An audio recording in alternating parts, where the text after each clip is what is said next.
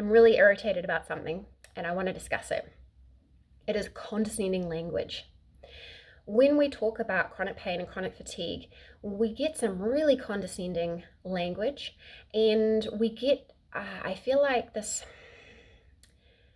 imposition of other people's goals on us. So I had a physio a few years ago who was so pleased with themselves because they had a person with chronic back pain. And after 1 year of working with them, they had pushed them to double the amount of walking they did each day. So they did an hour a day of walking at the end and half an hour a day of walking from the beginning. No reduction to pain. And this physio was so proud of themselves. I'm like, what is the point in that? Like, what is the point in that? You know, like if there is no change in that person's pain, what does it matter? Like, what does the patient think? I mean, if the patient's goal is to double how much they were walking, woohoo, but was it? I doubt that. So the idea like of the weighting of functionality really makes me angry because we've been fed this lie that we just have to push through, and as long as we can keep doing the things and just get on with it and be quiet, it'll be fine. But you know what? If we pull back, if we honor our boundaries, if we learn how to pace, we can make our quality of life better. We can reduce our symptoms. Like, I have seen dramatic improvement in my symptoms from learning to pace well. And you see it like in the Fibromyalgia Impact Questionnaire Rating Scale. I feel like the functionality is too far above the symptom levels. Like, I just don't even understand how that can be the most important factor or goal. And I hate when people start talking about catastrophization. There was a recent piece of research about catastrophization in chronic pain. It is a very condescending term for you. So you rock up to a pain clinic, you think you're seeing a pain specialist, you think maybe you're finally getting some help. This is super exciting. And then you see the psychologist, and then they're evaluating without you really knowing it. And then they tell you if they think that you are catastrophizing.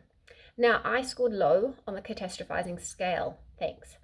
But I don't understand like the point of it. We live with a changeable illness. So there is a balance of realism and, worrying about symptoms unduly, right? And just the way that they talk about it, and in this particular article, was just so irritating and condescending because you don't know. I had a person the other day imply that if I feel like something, like if I go into something with a negative mindset, it will definitely be negative. And that might be the case for a lot of things, but when you have a chronic health issue and you know your limitations and you know the things that you need to do to be as well as possible, then you know that when you don't do those things, it's not going to go well. And that's my personal choice to choose.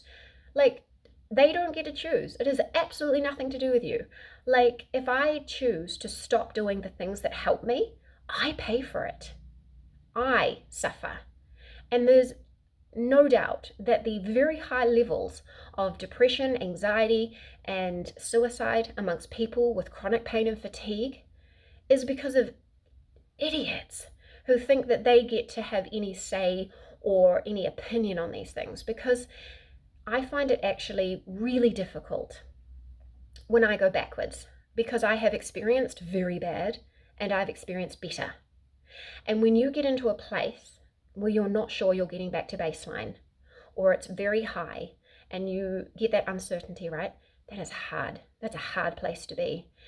And that's what we live with these conditions, with fibromyalgia, with chronic fatigue syndrome especially, and with this probable endometriosis, if that's what it is. The progression thing is there, and it's a real worry. And no, you don't want to focus on it unduly, but you do need to be mindful. If you know you've got things that can make it better, why would you put yourself in a position where you can't do those things? Why would you put yourself in a position where you possibly can't come back from? You wouldn't. Like, if you have been in pain of 6 to 7 to 8 out of 10 every single day for your entire 20s, and then you got better, and then you lived with 3 or 4, maybe 5 out of 10 levels of pain, and you had the things that you do, you had your little routine, how would you feel if you lost it and you ended up back at those very high levels? And if you didn't know if you could get back or not? It'd feel pretty crap. And if you did it on purpose, or you made that choice has to be with only us, right? Like if I made the choice to put myself in a position where I get worse, that has to be on me, because I can't be blaming other people for that. That's not healthy. So I guess there's no real good answer to it, but I think that there is a discussion to be had here about the way other people talk about our conditions to us, the way other people impose their goals on us, the way we think about our condition. Just the idea of positive thinking or trying to pretend that we don't have the illness, like, it's not going to work.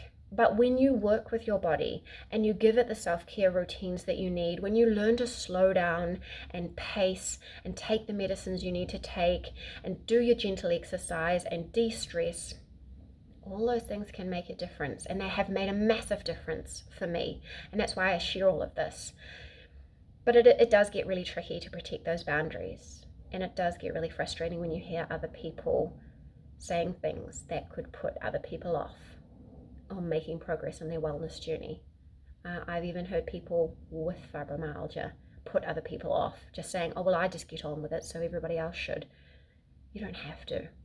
There's things to try and things to do. Loads. So many things to try and do.